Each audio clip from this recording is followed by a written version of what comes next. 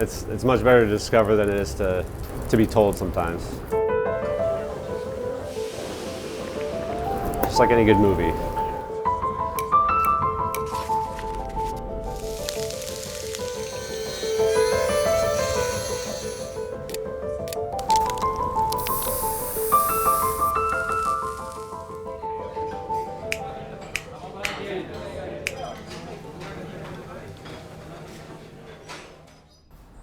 Hi guys, welcome. I'm Chef Brian. Welcome to Enclos here in Sonoma, California. We got a lot going on. Let's get started. Yeah, one of the first things we do in the morning.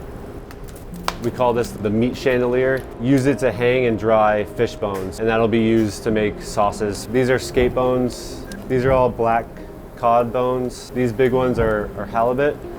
There's heads of different varieties. During service, we'll hang quail here as well to just dry. Same with the vegetables. Like these can go up here for a week. Some of these carrots will go for longer. What's challenging about this is you can't just put vegetables up here, you know, you have to clean them, you have to prepare them. It's ingrained in all of us, something nostalgic inherently about cooking over fire. It's always nice to have peppers at peak summer, but when you have a pepper that's fermented or it's dried over the hearth and then you enjoy it in winter, it's a totally different experience. We're gonna go to the walk-in and grab the tuna that we're gonna butcher for the dry aging process. The fresh bluefin tuna. This is the spine. So with the spine, we're gonna harvest the marrow that's in between the bones, and we'll use that to season the rice with.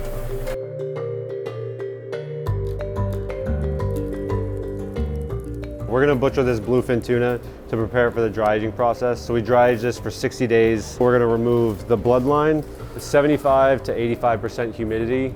So it's that low and slow controlled drying. That's what allows the sinew to break down, the flavors to become more complex. It's hard to eat tuna any other way at this point. We really enjoy it that way. The end result is just so worth the wait. 60-day dry aged tuna belly. They shrink quite a bit, but what's inside is worth it. Anyone done that? I don't think so.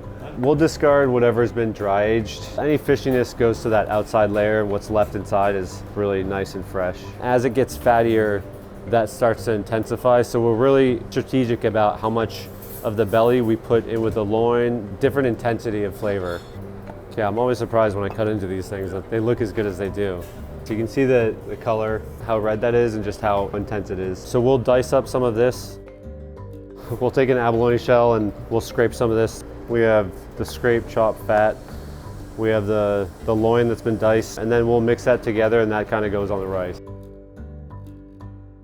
Next, we're gonna butcher this spine. So this is tuna spine. Most people, when they think about tuna, they think about the meat that they can actually use. Because it's such a large animal, it has these large vertebrae. What we're gonna do is take the marrow out of each one. All that spinal fluid is good stuff. Black market tuna jelly. It's a labor of love for sure. You know, sometimes when you're working for other chefs, you present other ideas like we should use tuna spine fluid. They're not always eager to pursue it. So it goes with our philosophy of utilizing as much from the animal as possible. After we take the marrow out of each one, we're gonna smoke it, and then we're gonna use it to mix in with our rice to season that rice. It adds another element of complexity, a different nuance of that ocean flavor.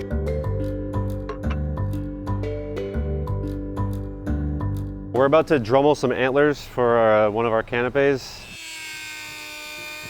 When I moved to Sonoma, I would discover Sonoma by going on long hikes, come across a clearing and all these deer would be there. Remembering my time in New Hampshire where you drive at night, you see a ton of them. A way we tell the story about me and a way we tell the story about Sonoma. This is our dry ager. We have venison legs that will dry age for about 2 weeks. For the tartare.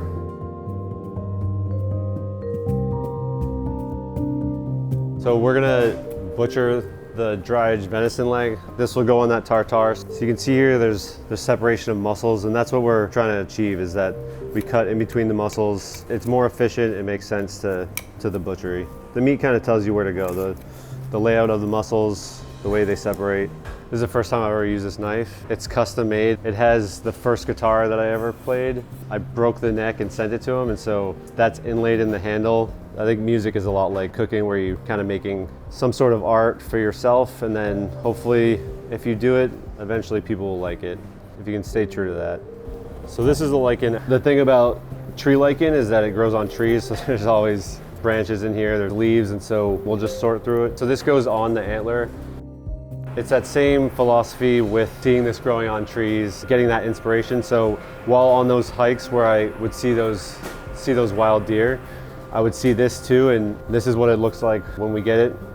And this is what it looks like after we pressure cook it, and then we let it soak, and then we dry it out, and then we fry it at a really high temperature. We try to leave it somewhat damp.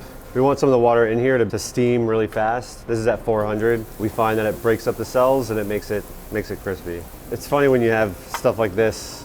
You have Sonoma regulars that come in, they see it on the trees, but no one ever thinks like, hey, that would be good if we spent 2 days cooking it and then fried it and then, you know, served it on venison. So it's definitely a discovery thing, especially for people that are local to Sonoma, and it gets dusted with some fermented spices.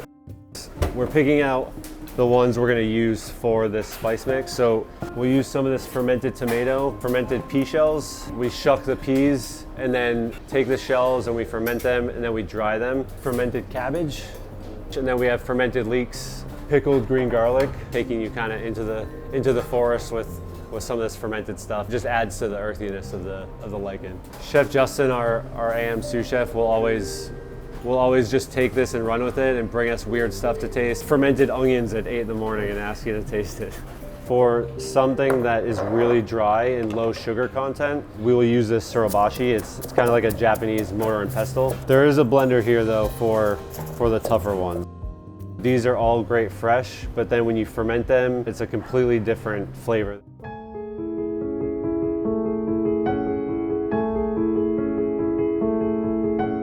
The house itself, 170 or so years. It was built around 1850. We wanted to showcase bits and pieces of its history, like the floor is repurposed wine barrels.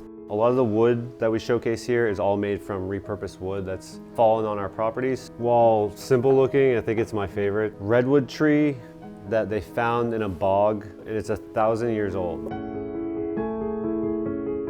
So these are the dry aged quails that we do. We're gonna malto stip them. So this is a similar technique that we do for a Peking duck or some variation of that. It's got sugar in it, it's got glucose in it. It's gonna firm up the skin and really season the skin on the outside. We're not necessarily cooking it at all, we're just looking to firm that skin up. After this, we'll dry them in the dry ager for at least 2 days.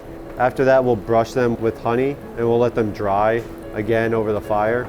And then during service, we ladle fry them, a very long process. So they get dry aged first, then they get dipped, then they get dry aged again, then they get brushed, then they dry again, then they dry again over the hearth, and then we fry them. That's what goes on the plate up. So at this stage, they've been brushed with honey and we've hung them over the fire.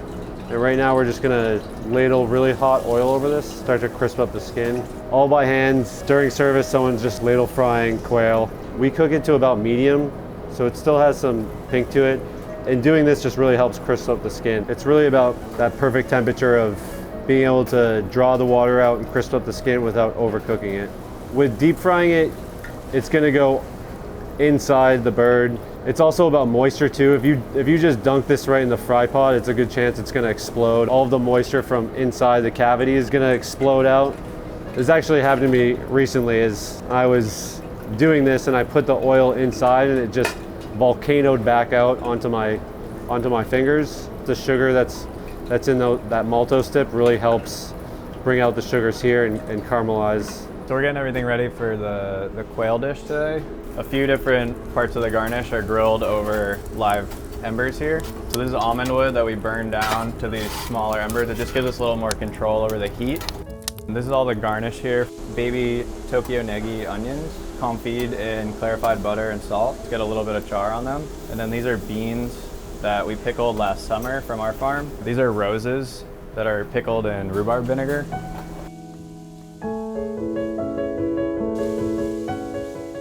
So these are artichokes confit in pickling liquid and olive oil, baby onions, and this will kind of hold everything together here. Next we'll do pickled beans, perfect little baby haricot verts.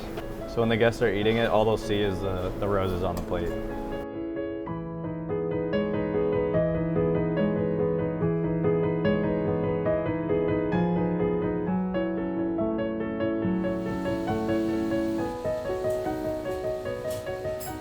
I'm going to kind of show you guys some of our chocolate work that we do here. Currently on the menu we have a sunflower seed praline bonbon.